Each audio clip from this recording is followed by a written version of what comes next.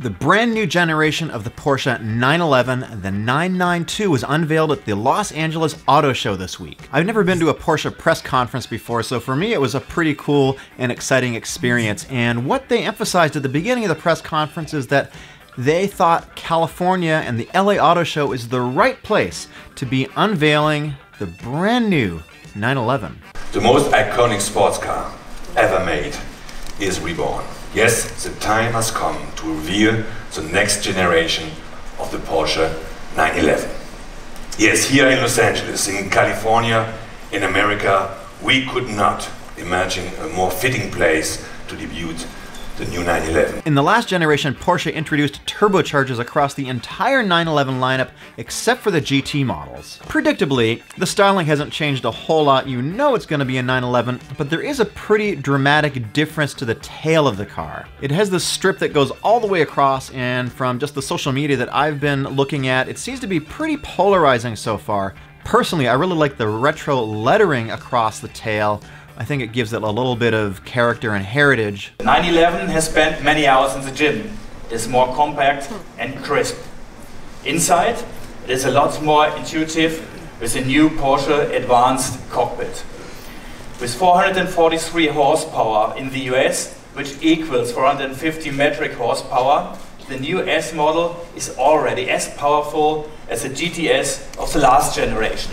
Top speed, 191 miles per hour. Power is controlled by a new 8-speed dual-clutch gearbox. That continues the evolution of the 911 towards greater efficiency. We have added performance and cut down emissions, thanks to more sophisticated engineering, such as the new injection technology inside our 6-cylinder flat engine. The interior, I think, is the most significant upgrade since the 991.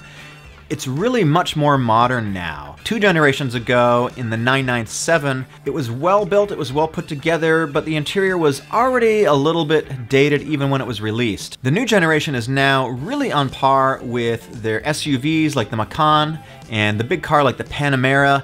They've really taken the 911 into the present where I think it should be, and it's a very modern looking interior. My biggest gripe though is probably with the dashboard. Even though I haven't driven it, Porsche has always had this classic cluster with the tach in the middle and 2 gauges on the side, all analog.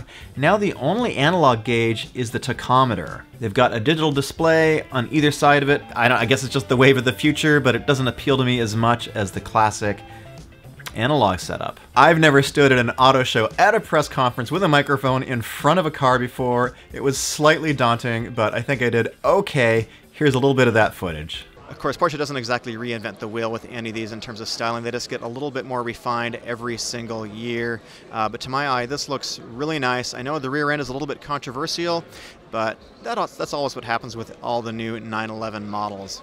Right now it only comes with an 8-speed PDK transmission. They're saying that a manual transmission will be available in the spring, so if that's your thing, and it certainly is mine, that's definitely the one to go for. I'm Eric. I'm at the LA Auto Show this week. If you want to see more content about new cars at the auto show, just click on the card and the end screen right up here. I'll see you in the next video.